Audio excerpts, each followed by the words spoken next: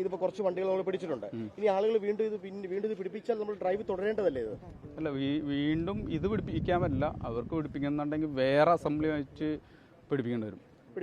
ഡ്രൈവർമാരുടെ ഭാഗത്തുനിന്ന് വലിയ വിമർശനം ഈ നടപടിയുമായി ബന്ധപ്പെട്ടുണ്ടോ? എന്താ അവർ പറയുന്നത്? അവർ പറയുന്നത് അവർക്ക് ചെക്കിങ്ങുമായി ബന്ധപ്പെട്ട് ഭയങ്കര ബുദ്ധിമുട്ടുണ്ടാക്കുന്നു. കാരണം എയർ ഹോണ് റോട്ടിൽ നിന്ന് ചെറിയ വാഹനങ്ങൾ മാറിത്തരുന്നില്ല. അതുകൊണ്ടാണ് ഇല്ലില്ല, അത് അറേഞ്ച് ചെയ്തിട്ടുണ്ടായിരുന്നു സാറ്. ഈ നടപടി ഇനിയും തുടരും? എങ്ങനെയാണ് ഈ നടപടികൾ തുടരും? കാരണം ഇത് അഴിച്ചെടുത്താൽ അവർക്ക് പുതുതായിട്ട് വേറെ പിടിപ്പിക്കാമല്ലോ.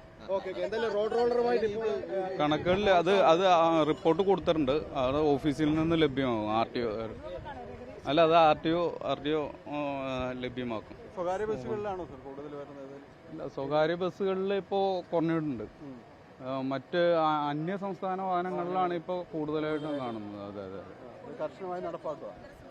അതെ, കൂടുതലായിട്ടും. നമ്മുടെ കേരള വാഹനങ്ങളിൽ വളരെ കുറവായിരുന്നു. അന്യ സംസ്ഥാന വാഹനങ്ങളിലായിരുന്നു ഇത് കൂടുതലായിട്ട്. കൂടുതൽ അന്യ സംസ്ഥാന വാഹനങ്ങളിലേക്കാണോ ആയിരുന്നു കൂടുതൽ. കേരളത്തിൽ ഉപയോഗിക്കില്ല, പുറത്തെ ഉപയോഗിക്കുമെന്ന് അവർ പറയുന്നത് അല്ലേ? അതുകൊണ്ടായിരിക്കാം. കാരണം